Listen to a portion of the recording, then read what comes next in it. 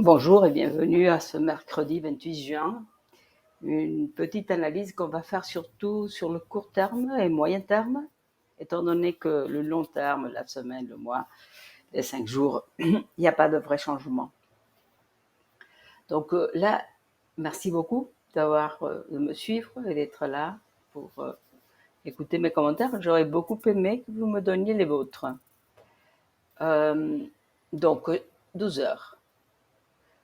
On a eu une très belle hausse après une divergence haussière sur le 12 heures. Et ici, on consolide en haut. En principe, je dirais que ça, je dis que c'est tout à fait valable ce qu'on a là. Hein. Donc, ces niveaux, si vous voulez, on peut les baisser un tout petit peu. C'était, en réalité, non, je vais laisser comme ça. Et je vais rajouter un petit rectangle comme ceci. Parce que c'est toujours une zone. Mais là, c'était le haut qu'on n'avait pas dépassé en 12 heures, cette fois-ci. Donc, ça reste à faire. Et, et je voulais, à ce niveau, voilà, qui est parfait. À ce niveau, donc, on est en train de tester les hauts, on reteste le 9. Disons que c'est une posture assez constructive. Je voulais voir avec vous les indicateurs volatilité basse, très basse même. On n'arrive pas souvent aussi bas. Regardez. Hein. Ça, c'était depuis quand? Depuis janvier qu'on avait été à ce niveau de volatilité aussi bas. Donc c'est très bas. On sait très bien que ça ne peut que monter. Mais si ça se passait maintenant, ce sera avec un stochastique qui est à la baisse. Donc on aurait un mouvement de correction vers le bas qui pourrait venir facilement au 21. Donc ici. Mais ça, on l'attend un tout petit peu. Et quelque part ici. L'autre chose qu'il faudrait voir, c'est difficile à voir parce que, mais ce qu'il y aurait, à mon avis, ici, il y a une petite divergence baissière. 707, 731, donc ça monte et ici ça baisse. Oui. Donc voilà. Ok. Sur le 12 heures, oui. Et je vais indiquer que c'est juste 12 heures. Hein. Voilà. Donc oui, de la façon que cette... mais là, c'était autrement plus fort. Ici, on pourrait évidemment... Mais on l'attend un tout petit peu. Mercredi, jeudi, c'est des journées où souvent on remarque des baisses. Donc oui, moi j'attends tranquillement de me positionner sur le long terme. Sur le long, je veux dire, sur base du long terme. Voilà. Voilà le 12 heures. Donc je pense que là, oui, c'est encore à voir. Le 6 heures. Volatilité aussi très basse, stochastique au contraire haussier. Et ici, ce serait exactement le contraire. On a une divergence, oui, mais regardez, elle est, ok, elle est haussière. Elle est haussière. Voilà. Voilà, voilà. Donc, tout ça contredit quelque part ce qu'on venait de voir. Et ce n'est pas étonnant. Donc, on peut avoir de petites corrections, mais on n'aura probablement pas un écroulement. 4 heures. Volatilité qui est un tout petit peu plus élevée. Ici, c'est un peu pareil. Hein. Ça baisse. Et ici, il y a une succession de hausses. Donc, c'est plutôt des divergences haussières. Et qu'est-ce que nous dit l'heure?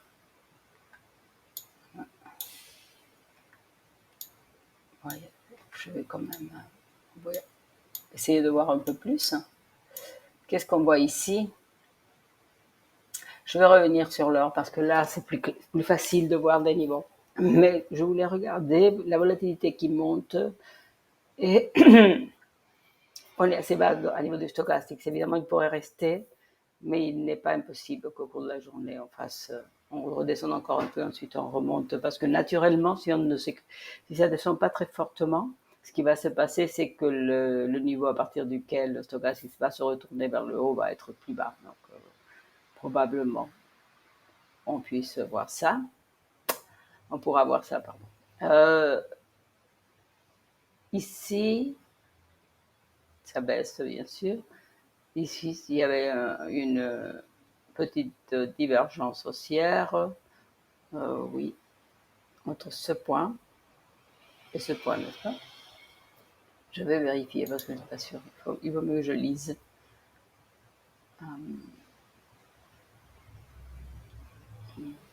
51,5. Non, oui, c'est ça. Ça a baissé ici et ça monte là. Ouais. Voir ici, 42,86. Non, là, ça baisse dans tous les sens. Donc, pour l'instant, là, il y a eu cette petite divergence-là. Ok. Ce que je veux vraiment maintenant, on va passer quelques minutes, le temps nécessaire à regarder nos niveaux ici, sur l'heure. Parce que, bon, donc clairement, il y a eu ici cette hausse qu'on a vue la semaine dernière. Et maintenant, on est en train de... Je vais éliminer ça. Et ça aussi, on va le refaire. Donc, j'ai un haut ici qui est là. Ok. Voilà.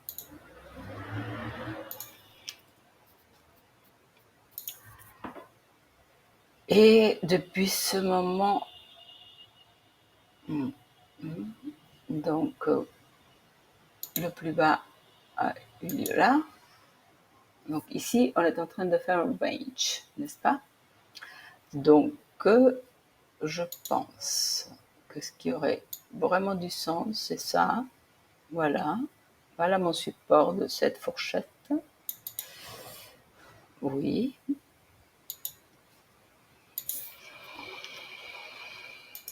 Si vous n'êtes pas d'accord, vous me le dites. Hein, parfois, on regarde autrement et c'est intéressant de le savoir. Et on pourrait faire ici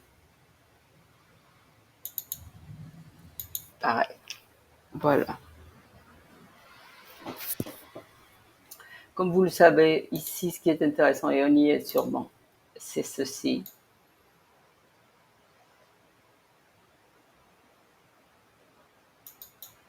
Donc, mais je vais choisir une autre configuration.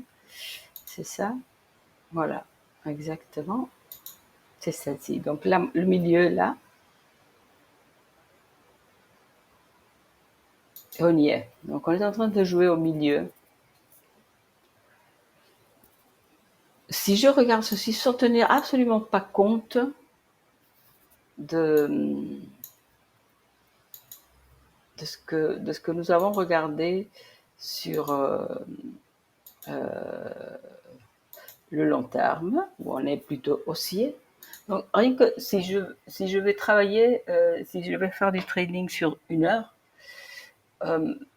soit il y a plusieurs choses. La plus simple, c'est de jouer la fourchette. Donc je vais prendre des positions longues ici avec un objectif là et des positions short ici avec un objectif de ce côté-là. C'est facile à gérer parce que si on clôture au-dessus, on ferme notre short. Si on clôture au-dessous de ce support, on clôture notre long. C'est généralement des deals les plus simples, les plus sûrs et ce qu'on peut faire tout le temps parce qu'on reste souvent dans des fourchettes. Ici, on est au milieu, donc clairement, ce n'est pas du tout intéressant de faire quoi que ce soit. L'autre jeu, c'est, je sais que si Bitcoin vient fermer au-dessous de de ce support. On va venir là, donc on prendra un short vers avec cet objectif après. Et à contrario, si jamais on continuerait ici, bien évidemment, on pourrait prendre un long qui serait en plus conforté par notre analyse de long terme. Donc je pense qu'aujourd'hui, il faut regarder, aujourd'hui et demain probablement, il faut qu'on regarde l'heure. L'heure va nous donner les premières informations sur ce qui peut se passer dans l'immédiat. Et avec ça, je vous souhaite une excellente journée. Je vous dis un grand merci et à demain.